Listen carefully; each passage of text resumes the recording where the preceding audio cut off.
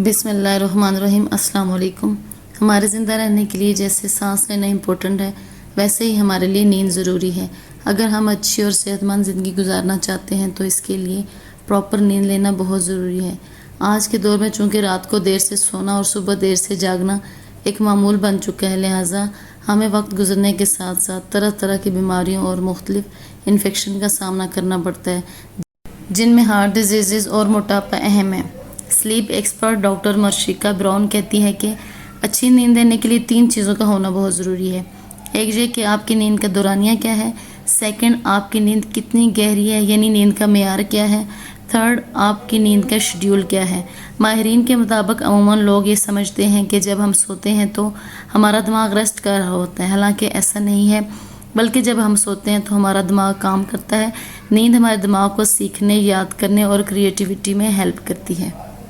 ہمارے جسم کا ہر خلیہ نیند کے دوران ریپیئر ہوتا ہے اور زیادہ افیکٹولی کام کرتا ہے، لیکن اگر آپ پراپر نیند نہیں لیتے تو یہ سارا پروسیس ڈسٹرب ہو جاتا ہے۔ پراپر نیند نہ لینا ڈپریشن کا باعث بنتا ہے، امیون سسٹم کو کمزور کرتا ہے۔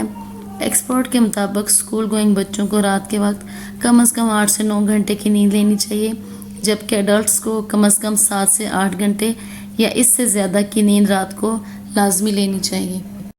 اگر کسی رات آپ کی نیند متاثر ہوتی ہے تو نیکسٹ ڈے آپ تھوڑی دیر یا پھر لمبی نیند لیتے ہیں تو یہ فائدہ مند ہے، لیکن اگر آپ پورا ہفتہ صحیح نیند نہیں لیتے اور خیال کرتے ہیں کہ ہفتے کے بعد آپ کی نیند پوری ہو جائے گی یا آپ پوری نیند لے لیں گے تو یہ آپ کی صحت کے لیے فائدے کے بجائے نقصان دہ ہے، کیونکہ نیند کی کمی نہ صرف موٹاپے کا باعث بنے گی بلکہ بعض اوقات شوگر جیسے مسائل کا سامنا بھی کرنا پڑ سکتا ہے۔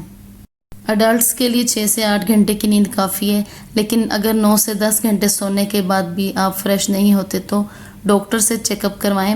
کچھ لوگوں کو نیند نہ آنے کا مسئلہ ہوتا ہے، جیسے کہ انسومیا یا دوسرے مسائل کی وجہ سے، اور اگر یہی مسائل لانگ ٹائم تک رہیں تو آپ کی صحت کے لیے نہایت خطرناک ہیں۔ اس کے لیے پراپر اپنا چیک اپ کروائیں اور نیند نہ آنے کے مسائل کو کبھی بھی ہلکا مت لیں بلکہ اس کو اپنی پریورٹی میں رکھیں۔ ہمارے ہاں عموماً ایک میتھ یہ بھی پائی جاتی ہے کہ جو عمر زیادہ ہوتی ہے نیند کا دورانیہ کم ہو جاتا ہے یا آپ کو زیادہ نیند کی ضرورت نہیں ہوتی، لیکن ایسا نہیں ہے۔ بڑی عمر میں بھی نیند اتنی ہی اماؤنٹ میں ضروری ہے جتنی پہلے، لیکن اس وقت آپ کی نیند کی کوالٹی عموماً خراب ہو جاتی ہے۔ اس کے علاوہ کچھ ایسی ٹپس بھی ہیں جن کو اپنا کر آپ نہ صرف پرسکون اور گہری نیند لے سکتے ہیں بلکہ اپنی نیند کی کوالٹی کو بھی بہت بہتر کر سکتے ہیں۔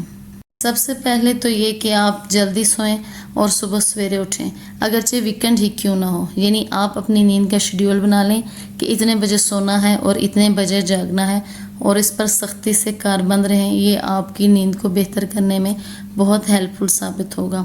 اس کے علاوہ ہر روز کم از کم 30 منٹ صبح کے وقت سورج کی روشنی میں رہیں، اس سے آپ کی نیند کی کوالٹی بہت بہتر ہوگی۔ عموماً لوگوں کو رات کے وقت چائے، کافی یا پھر انرجی ڈرنکس پینے کی عادت ہوتی ہے، لیکن سونے سے پہلے کیفین کا استعمال کبھی نہ کریں کیونکہ یہ آپ کی نیند کو ختم کر دیتی ہے۔ نیند متاثر ہونے کی ایک بہت بڑی وجہ سوتے وقت موبائل یوز کرنا ہے۔ سوتے وقت موبائل استعمال نہ کریں، اس سے نہ صرف آپ کی نیند خراب ہوگی بلکہ آپ کا ذہن بھی ویک ہوگا۔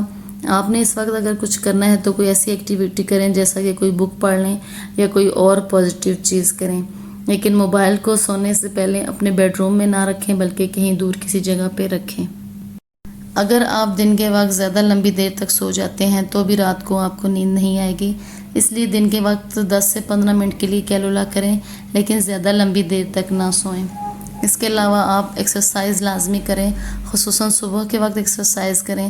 سونے سے فوراً پہلے ایکسرسائز کرنے کے بجائے 3-4 گھنٹے پہلے اگر ایکسرسائز کریں تو بھی آپ کی نیند کا دورانیہ بہت بہتر ہوگا۔ روشنی والی جگہ پر نہ سوئیں بلکہ ایسی جگہ پر سوئیں جہاں روشنی مدھم ہو یا پھر اندھیرا ہو۔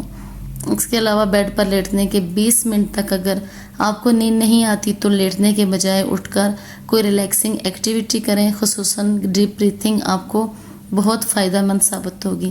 اس ٹائم تک ایکٹیویٹی کریں جب تک آپ کو نیند نہیں آ جاتی۔